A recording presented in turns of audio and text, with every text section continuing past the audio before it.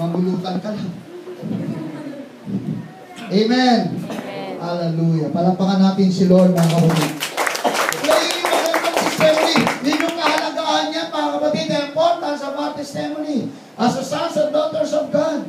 Kaya nga makikita mo, mga kapatid ko, marami rin sa totoo lang, marami umanga pag nakita nila na bago ang buhay mo. Marami umangay. Kaya nga, kahit hindi mo memorya dito, mga kapatid ko, hallelujah, pagka nakita nila ang pagbabago sa buhay mo, nakita nila na may testimony ka sa buhay mo, abay, dumidikit na lang yan sa'yo. Doon ako didikit, di ako mapahamak yan. Kaysa dito, may delikado to eh. Mukha pa lang ito, mukha ng terror eh. Okay ba? Hello? Ha? Amen? Amen. Hallelujah. Yun yung isang importante.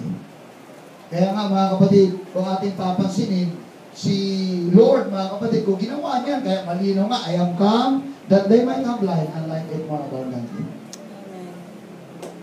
Yun yung kwento niya para sa'yo. Gusto niya ang buhay mo sumayay. Hindi mapahamak. Hindi magkaroon, mga kapatid ko, ng problema, hindi nakakayanan up to the point, mga kapatid, nagtatali sa liig ng lubid. Uminom ng muryate. Hallelujah. Everybody say amen? Amen. Kaya nga, mga kapatid, sa testimony ito, may kita mo, mga kapatid ko, kung paano kikilos ang Diyos sa'yo, kaya hindi mo dapat ikakahiya ito. Hindi mo dapat ikahiya na sabihin, hallelujah, na anak ako ng Diyos. Totoo naman talaga eh. Ang lahat ng gumagawa ng kabutihan, ang lahat ng gumagawa sa kalooban ng Panginoon, naging anak ng Diyos.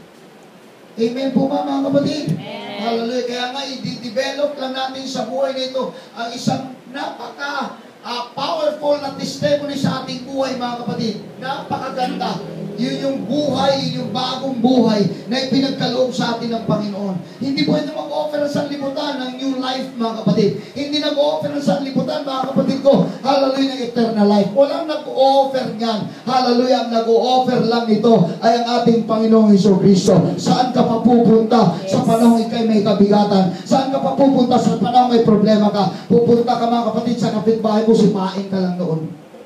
Pero pagka sa Diyos ka pumunta, hindi ka mapapahiya. Amen? Lahat tayo dumaraan ng problema. Sabi ko nga, minsan nilalagay tayo dito eh.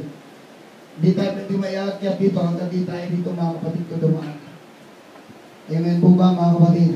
Hallelujah. Kaya nga, mga kapatid ko, paano tayo maging witness ng ating Panginoon? Paano, mga kapatid, mapapangyari yung testimony natin sa ating buhay, mga kapatid, na kagaya ng kwento ng ating Panginoong Jesucristo.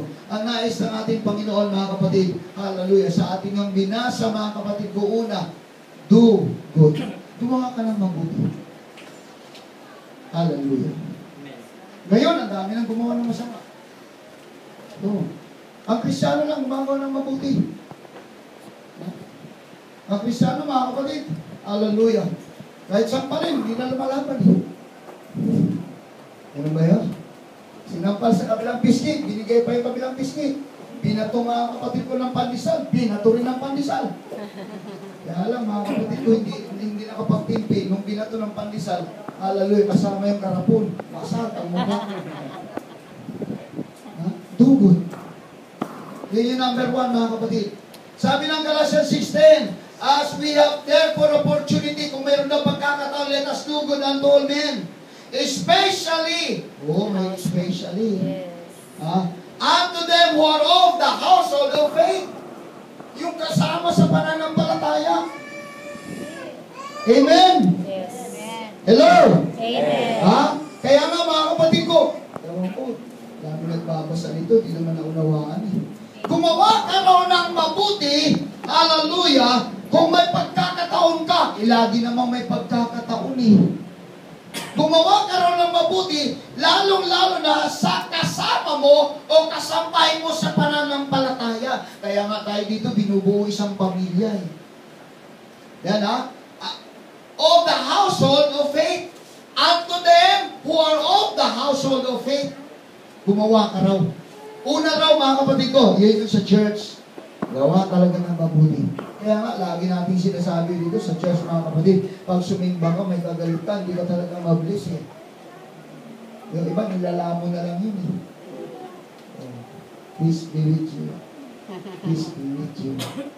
Peace be with you. Peace be with you. Ayan, iniwasan yung isa. Ayun. Usong-usong talaga yan, mga kapatid ko.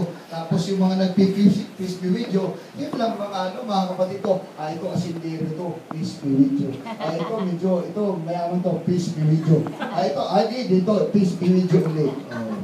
Walang silbi. Yes. Ha? Gumawa ka rin ng mabuti sa kasama mo sa iglesia. Yes. Ravali, say amen. Amen. Ha? Gumawa ka rin ng mabuti, kaya nga ang Panginoon, gawa ka lang ng gawa ng mabuti. Ha? Basta sa paggawa mo ng mabuti, sagot ka ng Panginoon. Sa bawat gagawin mo, mga kapatid ko, sa labas, sa loob, hallelujah, sa tahanan, sa labas na yung ginagalawan, sa trabaho ginagalawan mo, gumawa ka lang mabuti. Ang Diyos na magpo-promote sa'yo, ang Diyos na magbahala sa'yo, sagot ka ng Panginoon kapag gagawa ka ng mabuti, dahil yun ang nakasulat. Yes. Pag gumawa ka ng masama, sigurado, sagot ka rin ni Satan. Mayroon ka rin kalalagyan.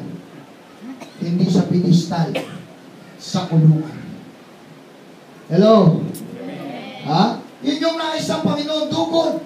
Hallelujah. Simple lang daw, mga kapatid. Ito yung makapangyarang testimony, mga kapatid. Yun naman talagang totoo, mga kapatid, di ba? Kaya nga, nilalapitan ka eh. Ha? Ang langgam, saan ba lumalapit? Sa asukal. Pag matamis ka, sweet ka, ay, lalanggamin ka. Yan, kaibigan. Amen. Amen. Ha? Amen? Amen. Ito to. Ha? Kasi gumagawa ka ng mabuti. Wala kang ginagawang masama sa kapwa mo. Ha? Wala kang ginagawang masama, mga kapatid, sa buhay mo. Gusto mo, mga kapatid ko, lagi ang gagawin mo tama. Hallelujah. Para ang buhay mo, tama palagi ang pagpapala.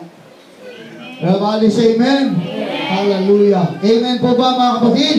Kasi ngayon, mga kapatid ko, ang mundo iba na eh. Ha? Ang mundo iba na. Pagka gumawa ka ng mabuti, sa trabaho, mag-apply ka, tama yung gagawin mo. Hindi ka matanggap. Magsinungaling ka, tanggap ka. Right. Ha? Nag-apply po ako, undergraduate eh. Ano lang po, 3 taon, 3rd year at kalahati.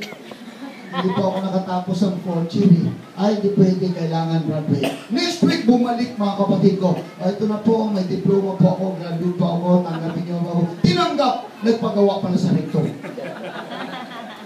See? Ha? Magsinungaling ka, di ka tatanggapin. Tatanggapin ka, magsabi ka ng totoo, di ka tatanggapin. Baligtad ang mundo. Yes. Amen. Yun talaga yung nagiging problema eh. Kaya ang iba, magsinungaling na lang ako. Yes. Magsinungaling na lang ako. Parang katulad nung binata. Way back, mga kapatid, nung binata. Nag-apply kami, mag-abroad kami noon eh. Abroad. Binata pa ako. May mga kasama ko. Pero mo yung kanilang mga yung kanilang papel, ang tawag yan, yung application, paano mga kapatid, hindi naman resume. Ngayon lang yan, uso yung resume. Doon, application form eh. Hallelujah. Biodata. Ano kalagay doon? Engineer. Tapos yung isa, architect. Architect mo talaga ito. Ay, hindi kami natanggap lahat. Piniti. Pero mo naglagay ng engineer, naglagay ng architect. Tapos nagbihis kami ng puti lahat. Pumunta kami, mga kapatid ko, dyan sa yung sa gear, mga kapatid, kasi dyan daw kami susunduin ng barko. Ay, walang dumating. Mga pinti kami. Oh. Inabot kami ng magdamag dyan. Totoo yung true story ko yan, mga kapatid. True story. Pumunta kami dyan kasi apply nga. Dadalhin daw kami ng baka may gawin sardinas nito. Hallelujah. Nakaputi pa kami yan. Overall pa, pinagawa talaga. Kasi yun daw yung sa barko daw kami ay wag ko karoon. Yung iba, engineer, architect, kilala ko ito yung mga laborer to ng Kamarin eh. Piniti. Ayan. Yun yung kalakaran ngayon. Everybody say amen. Yes. Pagawa ka ng simento, ang kapal-kapal, ang pau pala. Diba? Sa kalsada ngayon, tingnan mo, nagawaan ngayon lahat mga kapatid. Laki kasi, kalahati kasi napupunta sa bulsa ni Juan de la Cruz dyan eh. Yes. Itama mo. Wala. Walang tumatama, mga kapatid.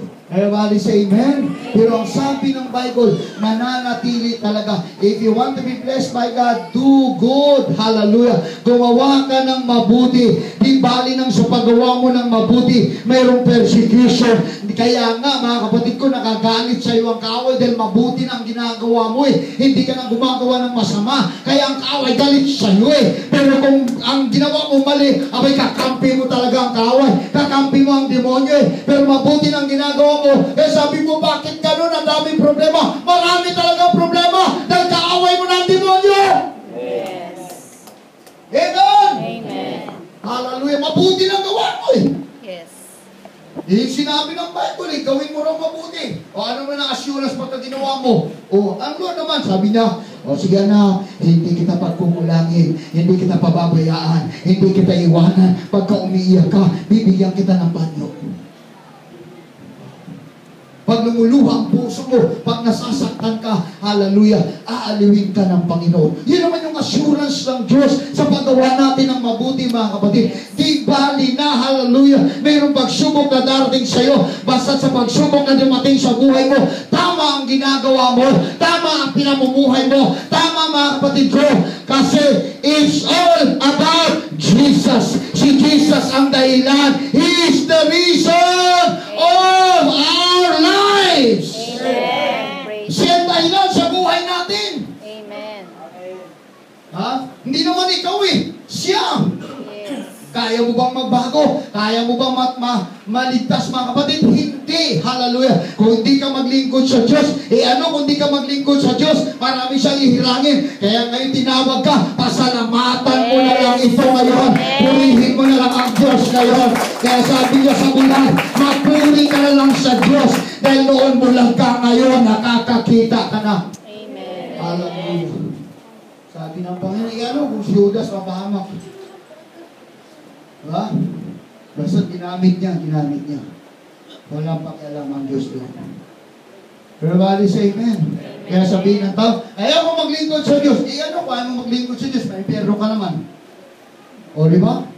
Eh, pasalamat tayo sa Diyos. Nandito na tayo. Naglilingkod tayo sa Panginoon, mga kapatid ko. Hallelujah. Mayroon siyang ipinangakong langit, mga kapatid. Hallelujah sa buhay natin. Amen.